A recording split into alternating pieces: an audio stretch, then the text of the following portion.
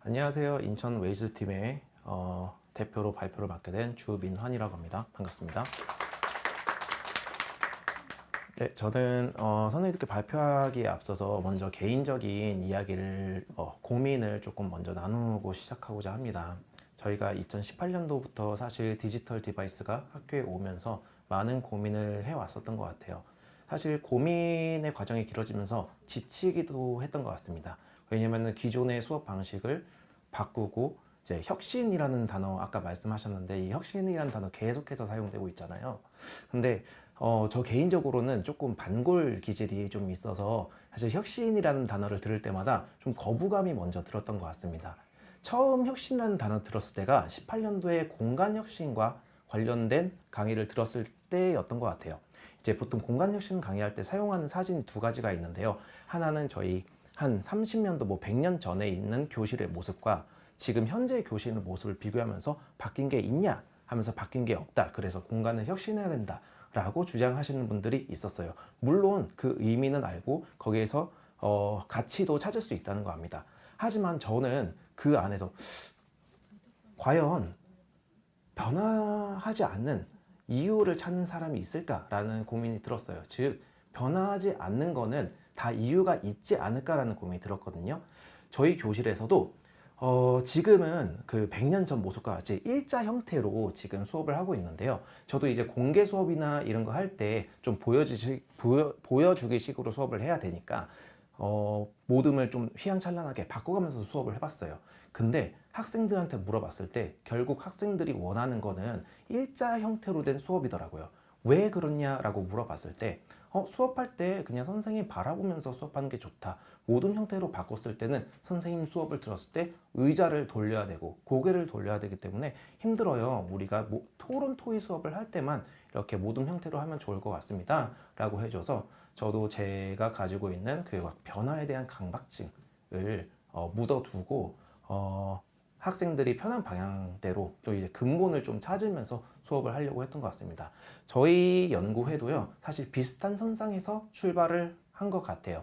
저희가 이제 에듀테크나 아니면은 이제 인천 웨이즈에서 사용하고 있는 네이버 관련된 플랫폼들을 사용할 때 이거를 사용하기 위해서 수업을 구상해야 되느냐, 아니면은 우리가 수업을 구상한 것에 네이버 웨이를 필요한 적재적소에 끼워서 사용하느냐라고 했을 때 후자에 대해서 저희 연구 선생님들께서 함께 동의를 해주셨습니다. 그래서 그 기반으로 한 가치를 바탕으로 저희가 연구해본 생성형 AI 네이버 웨일 기반 소비자 시민 교육에 대해서 간단하게 설명드리겠습니다. 네, 지금부터 생성형 AI와 네이버 웨일을 활용한 소비자 시민 교육 중심으로 발표를 시작할 텐데요. 본 연구는 초등학교 5, 6학년들 대상으로 진행이 됩니다. AI를 답을 주는 도구가 아니라 생각을 확장하는 파트너로서 활용을 했고요. 프로젝트 기반의 PBL 수업 결과를 기반 수업 사례를 담고 있습니다. 그래서 오늘 발표에서는 왜 이 수업이 필요했는지, 그리고 수업이 어떻게 설계되고 실행이 되었는지, 마지막으로 실제 학생들에게 어떤 변화가 있었는지를 중심으로 한번 설명을 하도록 하겠습니다. 먼저 연구 목적입니다. AI와 웨일 협업 도구를 결합해 디지털 환경 속에서 스스로 판단하고 행동하는 소비자 시민 역량을 기르는 것이 핵심 목표였는데요. 연구 대상은 초등학교 5, 6학년 105명, 그리고 5개월 동안 5차시 분량의 PBL 수업으로 진행이 됩니다. 그 결과 다음과 같은 핵심 성과를 내었는데요. 모든 하위 영역에서 통계적으로 유의미한 성장이 확인되었습니다. 숫자보다 사실 중요한 것은 학생들이 실제 태도가 변화했다는 점입니다. 그러면 이제 왜 이런 수업이 필요했는지 배경을 설명드리도록 하겠습니다. 오늘 발표는 보시는 것 같이 5가지로 구분되는데요. 너무 길지는 않을 거예요. 최대한 빠르게 핵심만 설명하도록 하겠습니다. 네. 이 질문에서 연구는 출발했습니다. 왜 지금 저희가 소비자 시민 교육을 해야 되는가? 첫째, 2025 개정 교육과정은요, 자기 주도성과 디지털 역량을 핵심으로 강조하고 있습니다. 그리고 둘째, 초등학생들은 유튜브, SNS 그리고 광고 콘텐츠에 비판 없이 노출되고 있거든요.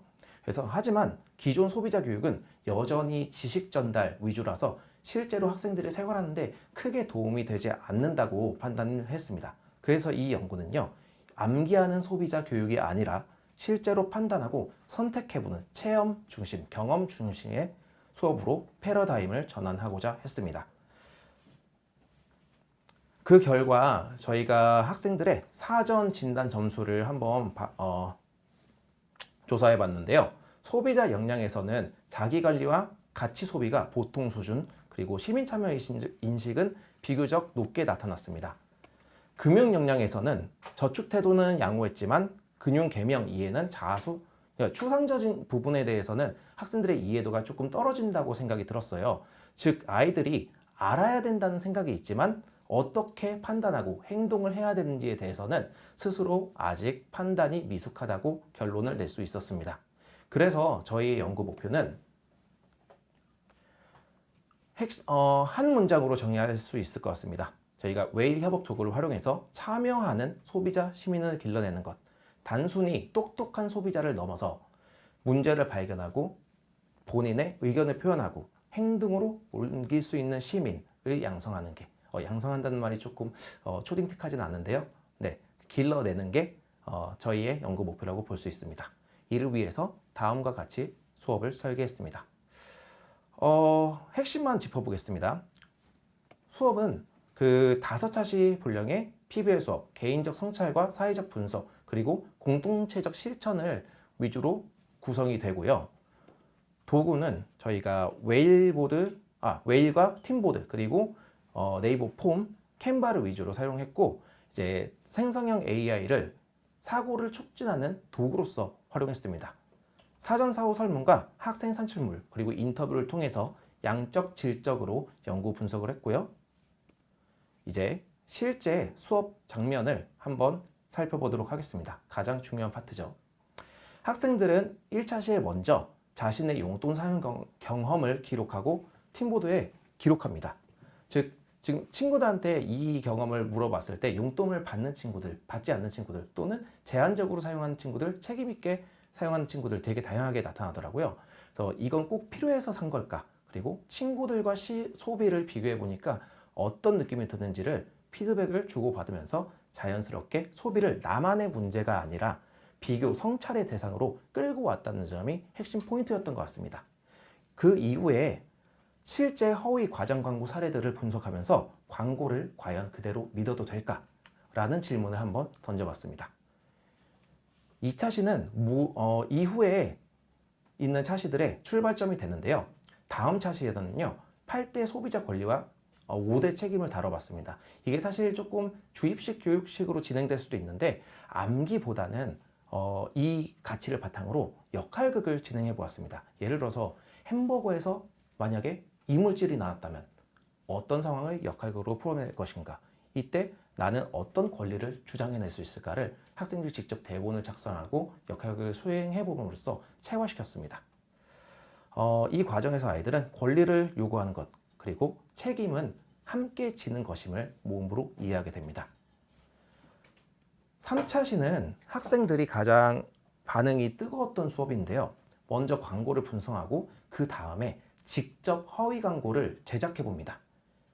학생들이 일부러 이제 허위 광고를 만들어 볼 때 사실 되게 선생님들이 생각하는 것 이상으로 휘황찬란한 광고들이 되게 많이 나와요. 그리고 분명한 부분에서 허위 광고임이 학생들이 인지할 수 있으니까 이에 대해서 학생들이 스스로 설명도 하기 쉬워지죠. 아이들은 광고를 만드는 입장이 되어보면서 광고의 의도와 전략을 비판적으로 바라보는 눈을 갖게 됩니다. 그 다음에 이것을 직접 포스터를 제작해서 메시지를 다른 반 친구들, 그리고 다른 학교 친구들한테까지 전달해보는 활동도 해보았습니다. 모든 기능은 네이버의 팀보드를 활용해서 제작해보았습니다. 즉, 이 과정도 저희가 팀보드를 활용하기 위해서 수업을 구상한 게 아니라 이 수업을 할 때 어떤 도구를 활용하면 좋을지 고민을 했을 때 팀보드가 적합해서 선택했던 것입니다. 네, 4차 시는요, 어떤 제품을 광고할까에 대해서 학생들하고 함께 고민해 보았는데요. 저희 반에서는 네이버 폼을 활용해서 투표 결과 피자가 선정되었습니다. 각 오름은 하나의 피자 회사가 되어서 광고를 만들고 전교생을 대상으로 소비자 조사를 합니다. 그리고 결과를 예측해 보는데요. 어떤 피자 광고가 가장 많이 소비자들의 선택을 받았는지 학생들이 직접 눈을 통해서 확인하게 됩니다. 마지막 5차시는요.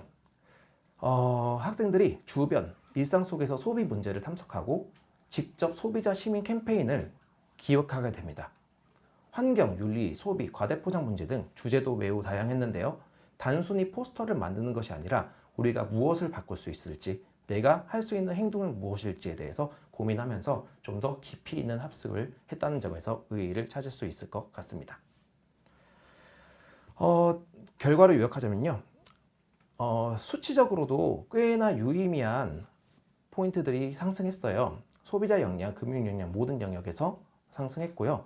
사실 제가 조금 유의 깊게 바라봤던 점은 질적인 인터뷰 부분이었습니다. 학생 인터뷰에서 이제는 한 번 더 광고를 볼 때 내가 비판적으로 생각하게 되었다.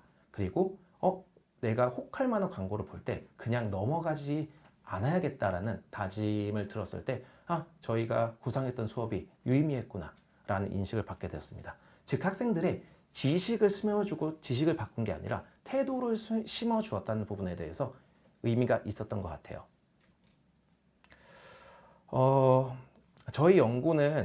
저희가 연구를 하면서 사실 주고 싶었던 메시지는 하나였던 것 같습니다. AI와 디지털 도구는요, 잘 설계된 수업 안에서 학생들을 수동적인 소비자가 아니라 참여하는 시민, 즉 태도의 변화를 가져올 수 있게 했던 도구의 역할로 꽤나 유의미했다고 생각합니다. 앞으로 범교과 그리고 통합, 지역사회 연계, 교사 학습 공동체 등에서 이 수업 모델이 조금 더 확산이 되면서 선생님들이 이제 에듀테크에 대해서 너무 불안함을 느끼지 않고 쉽게 접근할 수 있는 기회가 되었으면 좋겠습니다. 이상으로 발표를 마치겠습니다. 감사합니다.